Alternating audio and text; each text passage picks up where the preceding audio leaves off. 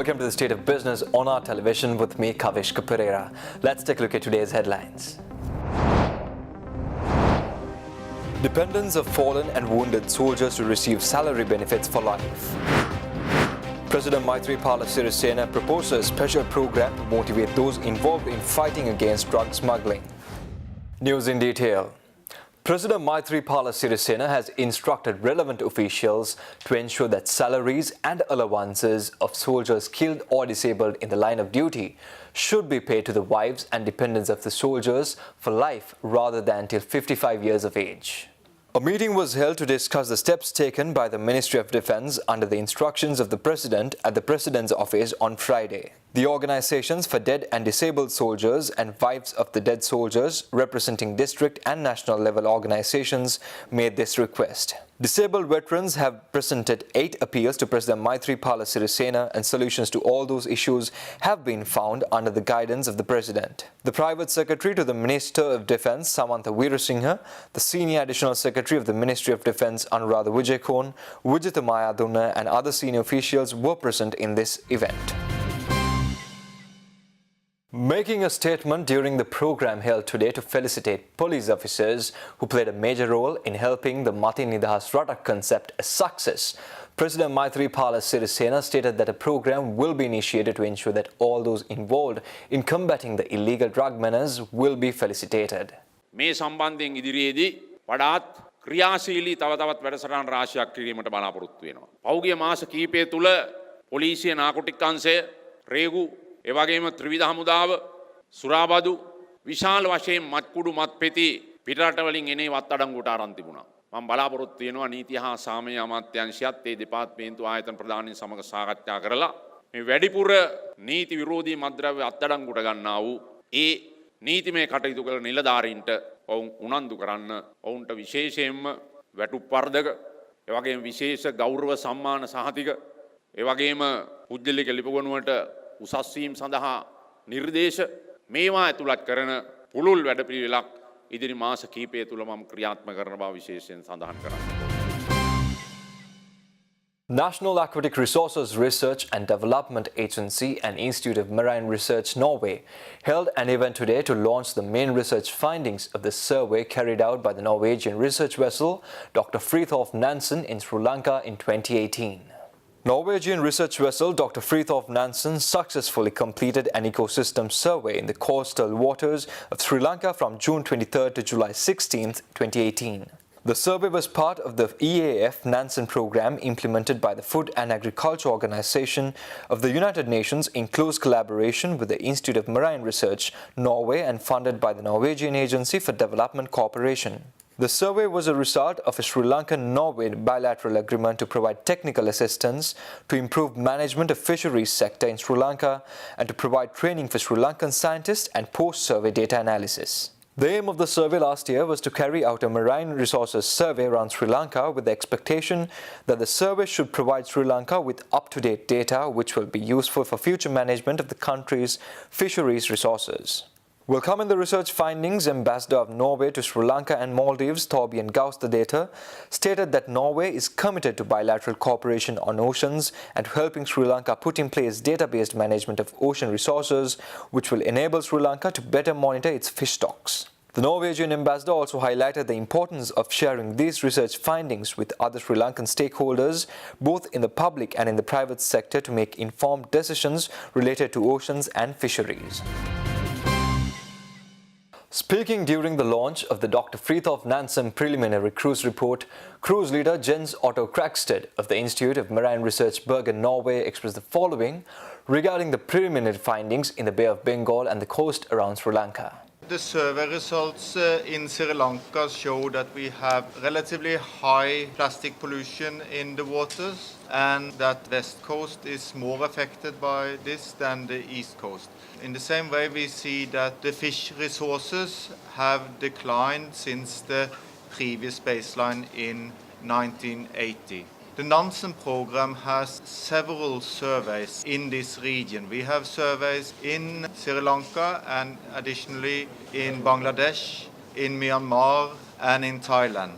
And what we see is that in this whole region, in the whole Bay of Bengal we have declining fish stocks and a tendency of large demersal species disappearing from the trawl catches and disappearing from the marine environment. As such, although the situation in Sri Lanka is serious, compared with some of the other countries, the situation is not as bad as what we can find some other places.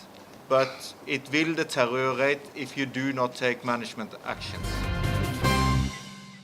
Stay tuned for more news after this short commercial break.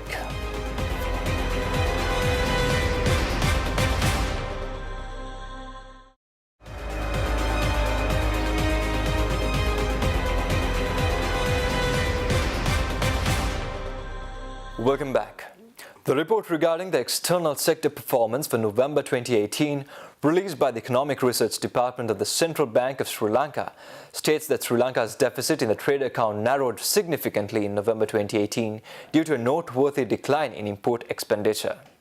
The report further stated that during November of last year, exports grew by 4.1%, while imports contracted by 9.1%.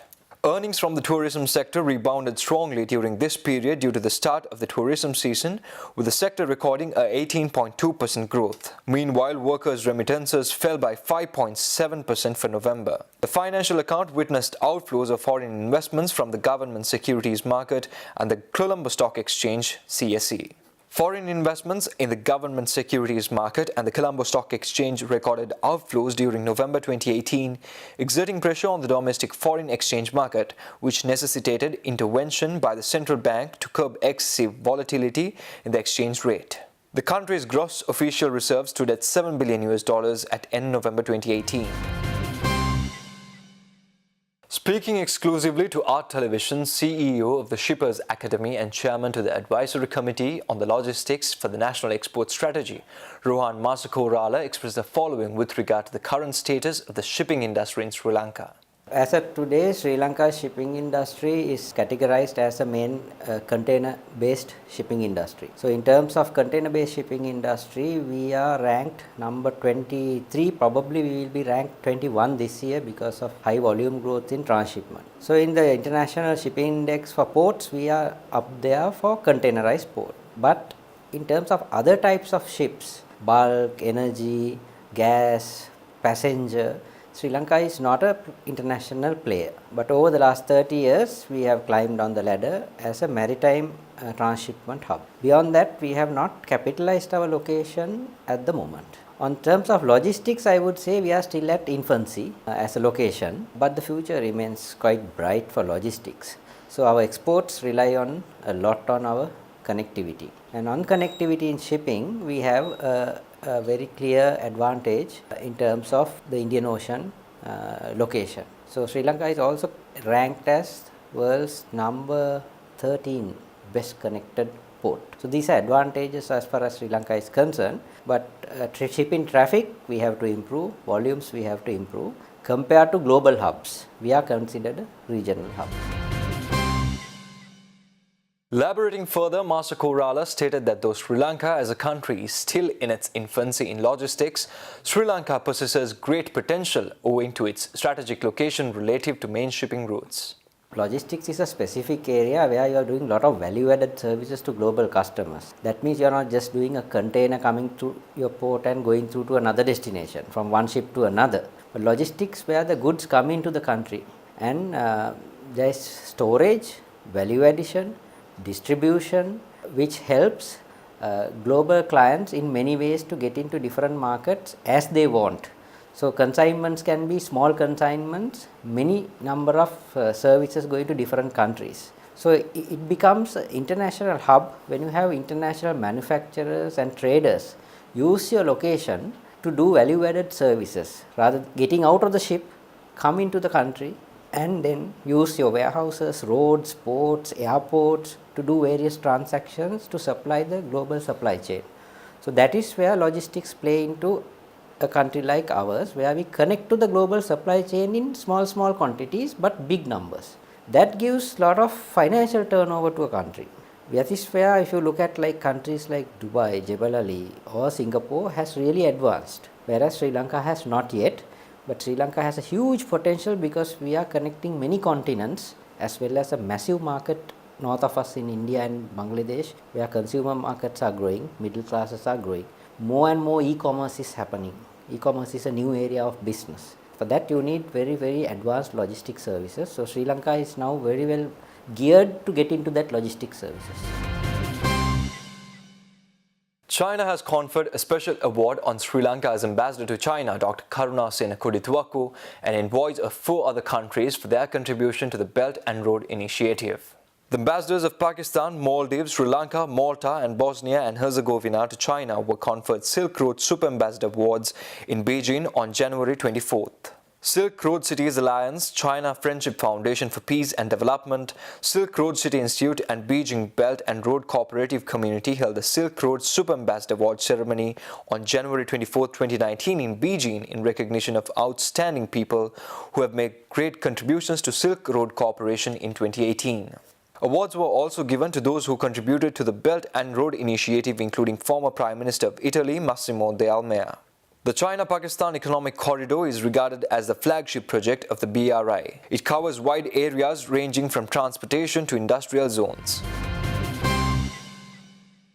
A joint maritime surveillance training exercise of the Japan Maritime Self-Defense Force, Sri Lanka Navy and Sri Lanka Air Force got underway in the sea area west of Ikadua yesterday. The training exercise was augmented by 2 PC-3 maritime surveillance aircrafts belonging to the JMSDF, 2 fast attack craft of the Navy and 1 Y-12 utility aircraft of the Air Force. Further, a group of Sri Lanka Navy officers who are well versed in maritime surveillance exercises also joined this combined exercise. In recent times, Sri Lanka Navy, Air Force and foreign counterparts have practiced several training exercises and drills by means of their aircraft and vessels in the island to hone their skills further in search and rescue operations at sea. Through these exercises, it is expected to increase the interoperability, professionalism and camaraderie among friendly forces in the region.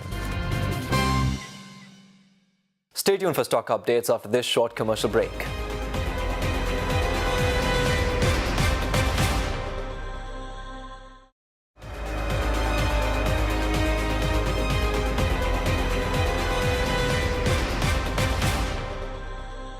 Welcome back. Trading at the Colombo Stock Exchange ended on a mixed note today. The All-Share Price Index dropped 4.84 points to close at 5,973.46 and the S&P SL 20 gained 6.02 points to close at 3,052.25. The turnover was 465.2 million rupees, 11.5 million shares were traded. Next up is Forex rates.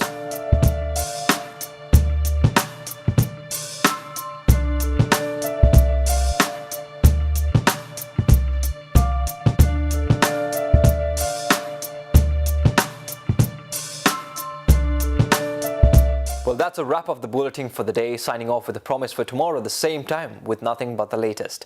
Thank you and good night.